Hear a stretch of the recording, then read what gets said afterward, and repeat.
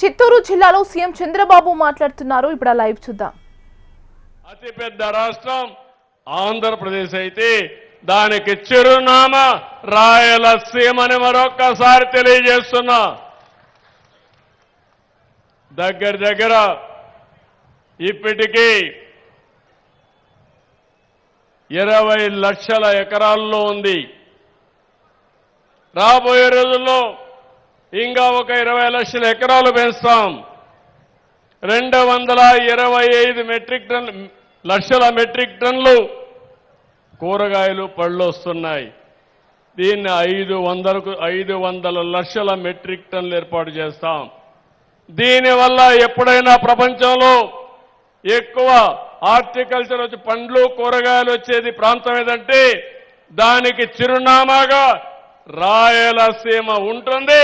9 జిల్లాలు ఉంటాయి. దానికి ప్రణాళికలు తయారు చేశాం, తొందరలో అమలు చేస్తామని మరొక్కసారి విజ్ఞప్తి చేస్తున్నా. ఇలాంటి కార్యక్రమాలు చేయడమే కాకుండా నేను స్వచ్ఛ ఆంధ్రప్రదేశ్ దీనికోసం మనం ముందుకు పోయాం. 3వ శనివారం స్వర్ణాంధ్ర స్వచ్ఛాంధ్ర ఆ డీటెయిల్స్ కూడా చెప్తాను.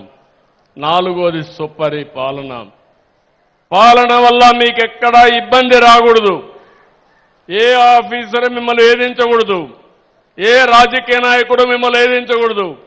అన్ని పనులు కావాలంటే సుజావుగా మీకు అయ్యే విధంగా ఎక్కడా ఇబ్బందులు లేని పరిపాలన ఇచ్చే బాధ్యతకు శ్రీకారం చుట్టాను. 800 సేవలు ఆన్లైన్లో మీకు ఇస్తున్నాం, వాట్సాప్లో ఇస్తున్నాం.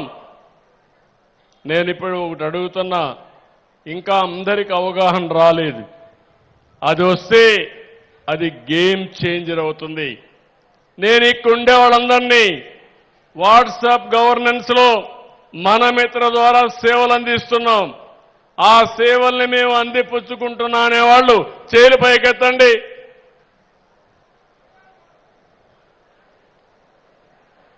ఓకే, బాగానే నెంబర్ బాగా ఉన్నారు.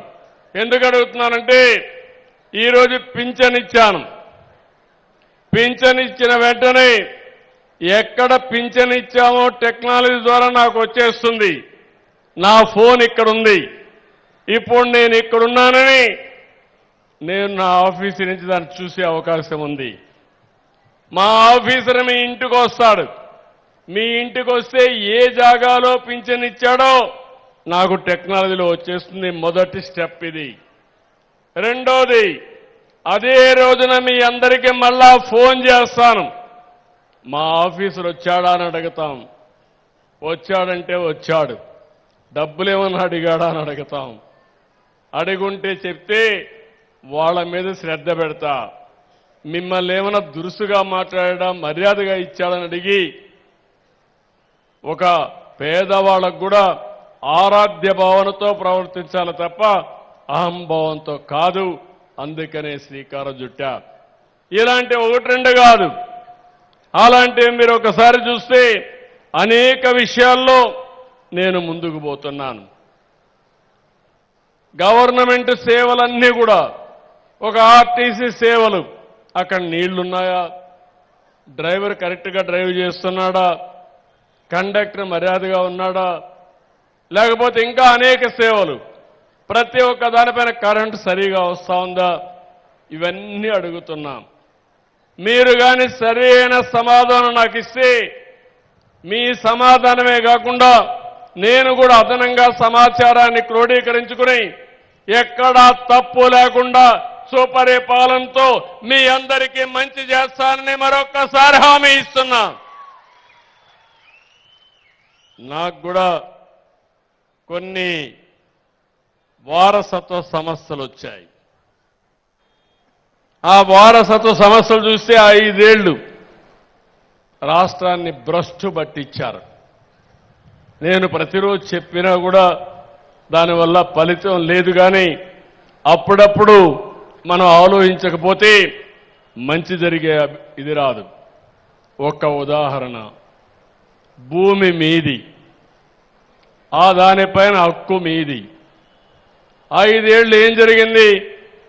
మీ తాత ముత్తాత ఇచ్చిన భూమి పైన ఎవరి ఫోటో వేసుకున్నారు తమ్ముళ్ళు ఆడబిడ్డలను అడుగుతున్నా, ఎవరి ఫోటోనాయని అడుగుతున్నా మిమ్మల్ని అందరినీ. భూమి మీది ఫోటో అయింది. ఏం చెప్పాలో నాకైతే ఇప్పుడు అంటాడు నా పాలసీయే బెటర్ అంట, ఆయన పాలసీయే కరెక్ట్ అంట. ఇంకో పక్కన మీ పొలం చుట్టూ సర్వే చేసి ఆ సర్వే రాళ్ళు అది కూడా గెలాక్సీ గ్రనైట్ అంటే శాశ్వతంగా ఉండిపోవాలా మట్టిలో అనుకున్నాడు. అలాంటిది ఆయన బొమ్మ. ఆ బొమ్మ తొలగించడానికి మళ్ళా డబ్బులు ఆయన ఖర్చు పెట్టింది 700 కోట్లు, దాన్ని తీసేయడానికి మళ్ళా డబ్బులు అయింది. మూడోది టెక్నాలజీ ఉపయోగించుకొని నల్ల చట్టం ఒకటి తీసుకొచ్చాడు, ల్యాండ్ టైటిలింగ్ యాక్ట్ అని. ఆ ల్యాండ్ టైటిలింగ్ యాక్ట్ పెట్టి సర్వే చేసి ఎక్కడన్నా కానీ డిస్ప్యూట్ వస్తే మీరు ఎవ్వరికి పిటిషన్ ఇవ్వడానికి లేదు, నేరుగా హైకోర్టుకే వెళ్ళాలి. మామూలు రైతు, మామూలు చిన్న కుటుంబం హైకోర్టు పెట్టి హైకోర్టు లాయర్ ద్వారా ఫైట్ చేయాలి. దాన్ని సెటిల్మెంట్ చేసే అధికారి ఈయన గుమస్తా. ఆయన గుమస్తాను పెట్టుకుంటాడు, చట్టంలో పెట్టాడు ఇవన్నీ. ఇప్పుడు అంటాడు నా చట్టం బ్రహ్మాండమైన చట్టం అంటాడు.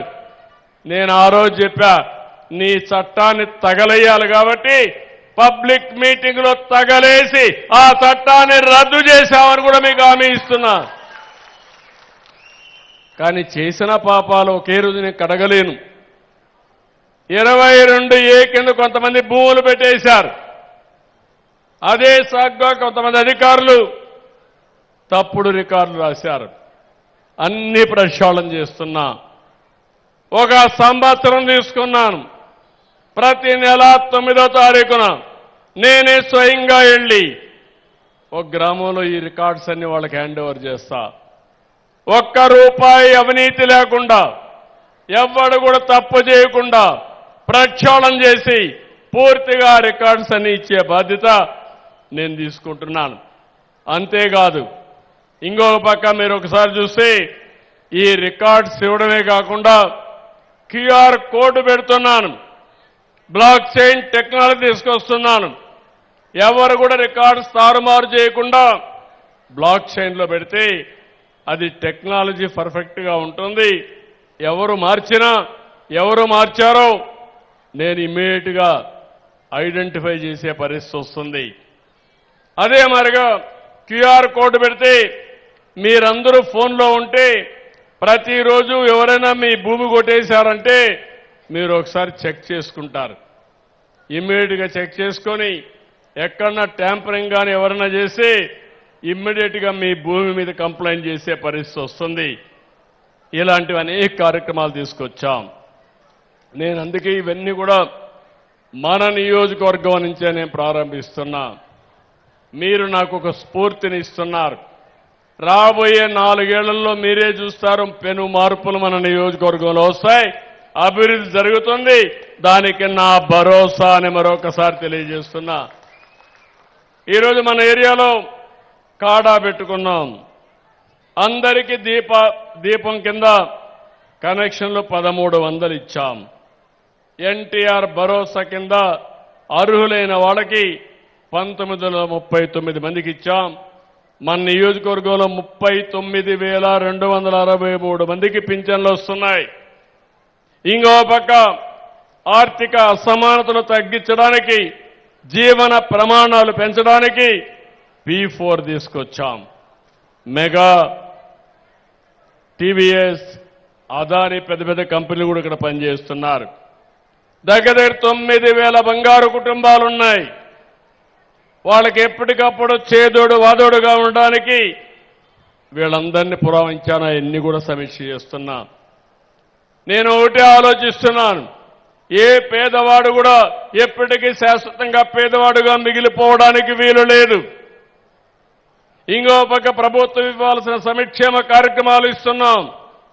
అదే మాదిరిగా పెద్ద పెద్ద వాళ్ళందరినీ రమ్మని వాళ్ళ తెలివితేటలు, వాళ్ళ దగ్గరుండే డబ్బులు కొంత ఖర్చు పెట్టి పేదవాళ్ళకు అండగా ఉండి పైకి తీసుకొచ్చే బాధ్యత వాళ్ళకి అప్పచెప్పారు. ఇంకో పక్క మన నియోజకవర్గంలో ఒకప్పుడు నేను మాట్లాడితే ఆవులు మాట్లాడిస్తే 2 ఆవులు పట్టిస్తానంటే ఎగతాళి చేశారు 89లో. ఈరోజు మన దగ్గర మీరు చూస్తే దగ్గర 5,60,000 లీటర్లు పాలు వచ్చే నియోజకవర్గం కుప్పం నియోజకవర్గం. ప్రతి ఒక్క ఇంటికి ఆవులున్నాయి, పాడి పరిశ్రమ ఉంది. ఈ 1.5 ఇయర్లో 82,000 లీటర్లు పెరిగింది. శ్రీజ వాళ్ళు ఒక వెటనరీ క్లినిక్ మొబైల్ పెట్టారు. ఇంకో పక్కన అనేక ఫ్యాక్టరీలు కూడా వస్తున్నాయి. హార్టికల్చర్ పెంచాం. 5,522 హెక్టార్లుంటే 6,546 హెక్టార్లకు పెంచాం. దీనివల్ల 1,72,000 మెట్రిక్ టన్నులు సెరికల్చర్ పెరిగింది. పట్టు పరిశ్రమ 20% పెరిగింది. మిల్లెట్స్ అన్ని కూడా ప్రకృతి సేద్యంలో